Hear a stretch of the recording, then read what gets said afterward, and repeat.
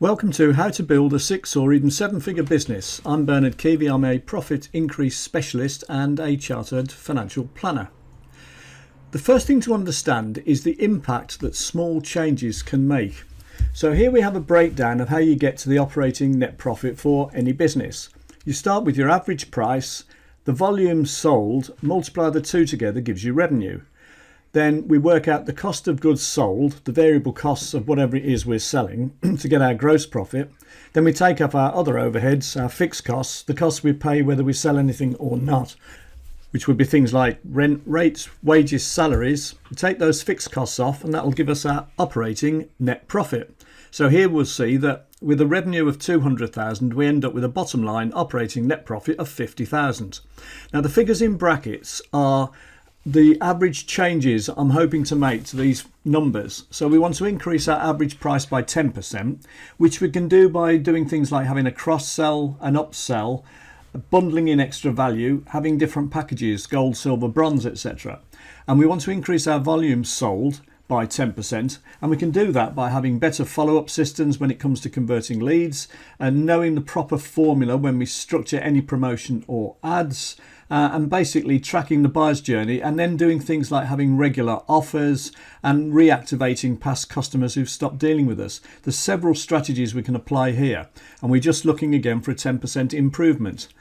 Now, in terms of costs, we're looking to reduce our costs as well, but I'm going to make it more conservative by saying that we're looking to become more efficient in terms of variable costs and shade them down by 5%. So we could maybe do that by looking at stock levels, having systems in place, better efficiencies, and maybe better deals with fewer suppliers.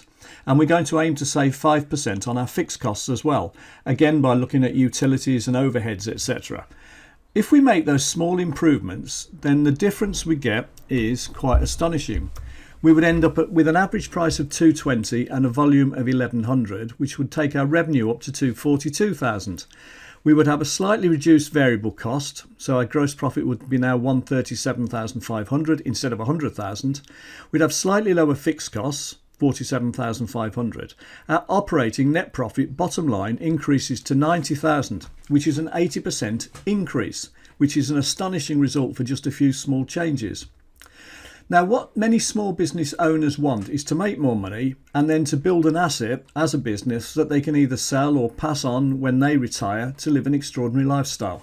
And you'll often hear comments like, my business is my pension, but obviously it's only your pension if you can build it up sufficiently and if, when it comes to leaving the business, you're able to sell it. The problem is that lack of marketing skills and lack of strategic skills prevent many business owners from actually making that money. A very small proportion ever get to 100,000 annually, less than 3%, and it's less than 0.5% who ever reach the 7 figures, the million in total revenue annually.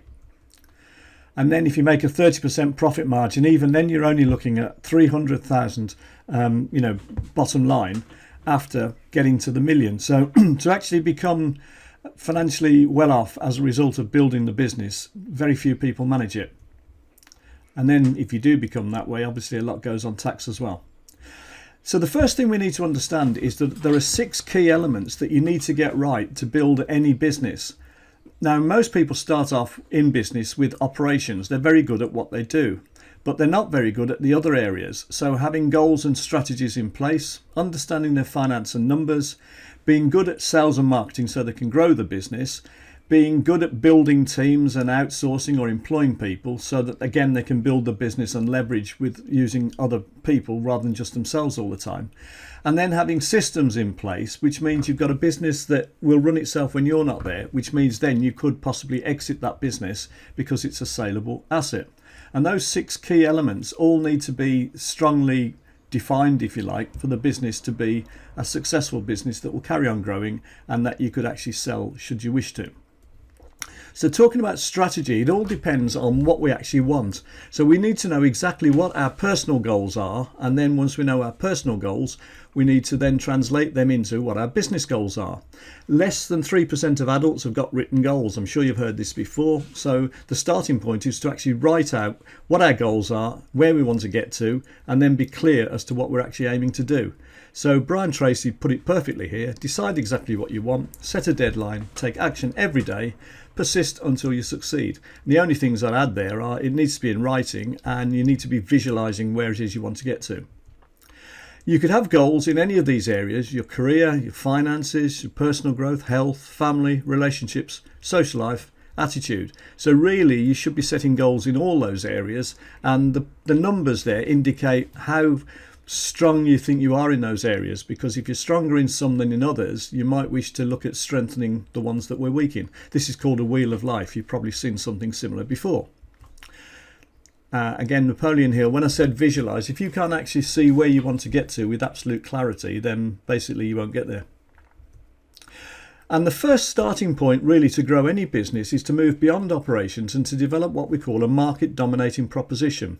And a market dominating proposition starts with identifying who's our ideal target client or customer, and what is it that is on their mind that would persuade them to want to buy from us. It's called the psychographics. So what is it? What is their biggest fear, their biggest, most pressing issue, and how can we then convince them that we can solve that issue or problem for them? So we need to have a complete, clear picture of our perfect customer or client.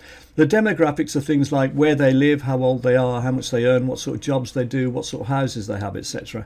But the psychographics are how do they think and what is it that keeps them awake at night.